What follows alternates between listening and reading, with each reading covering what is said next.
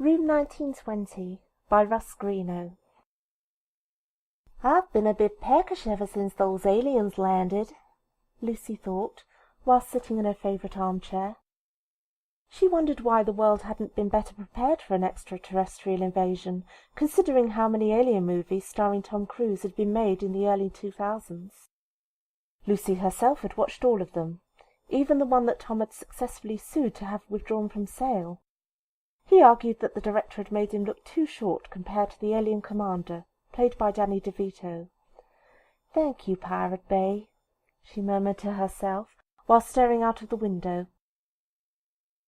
She lived in DC's tallest apartment building, in room 1920. "It'll probably take the evacuation team a little longer to get here, now that the power to the elevator is out," Lucy said to herself for the second, or was it the third, time that morning. On that fateful day, Lucy had been tucking into a box of chocolates whilst watching Season 3 of Star Trek on Blu-ray. Little had she known that a UFO had landed just a few blocks from her home.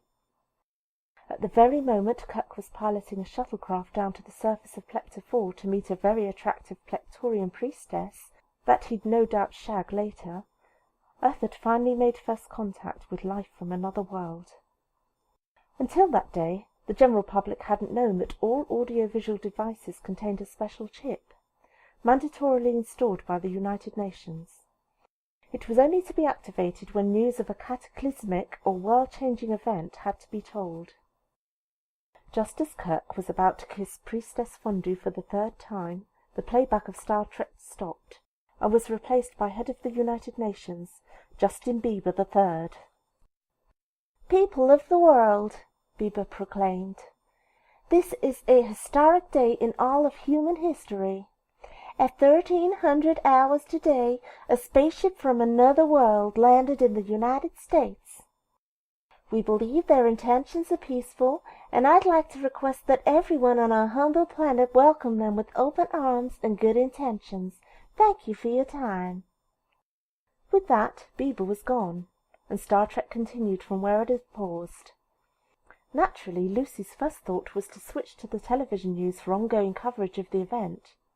But first she grabbed some popcorn from the kitchen and checked Twitter.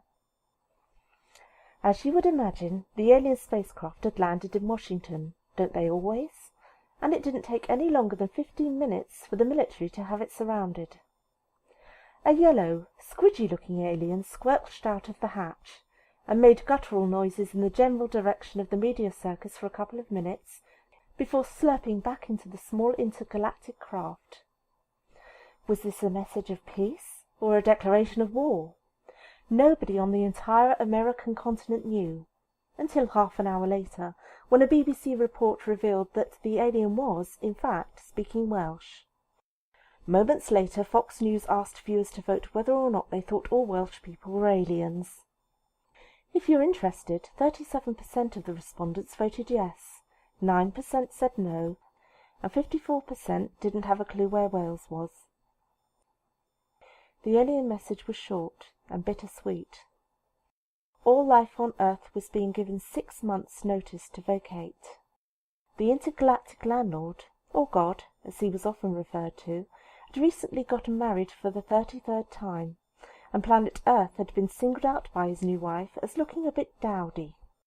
She was redecorating the galaxy, and unfortunately the blue and green planet just didn't match the new spatial curtains being hung at this end of the Milky Way, so it had to go.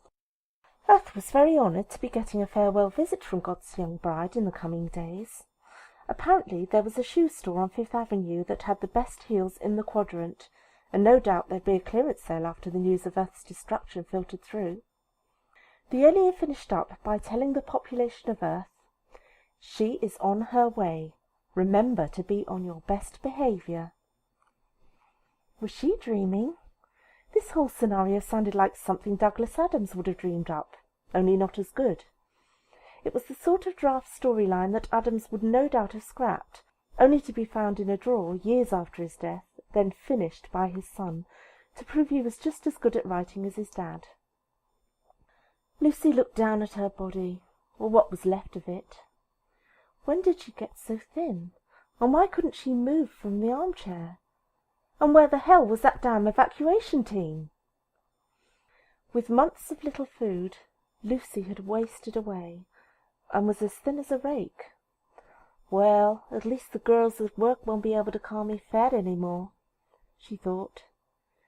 If being thin was a blessing, she was quickly unblessed, because her many years of obesity hadn't just disappeared into the ether. She'd not moved an inch for as long as she could remember. This, combined with the warm summer heat, had caused her body to slowly congeal onto the armchair, like the fat dripping from a George Foreman grill. She was literally glued to her armchair by the grease of a lifetime's worth of cheeseburgers and doughnuts. She strained hard to glance to the left. Catching a glimpse of the stars and stripes hanging on the far wall, she smiled and faintly spoke, "God bless America," before peacefully falling into unconsciousness. The end of Room 1920 by Russ Greeno. Read by Lorraine Haines.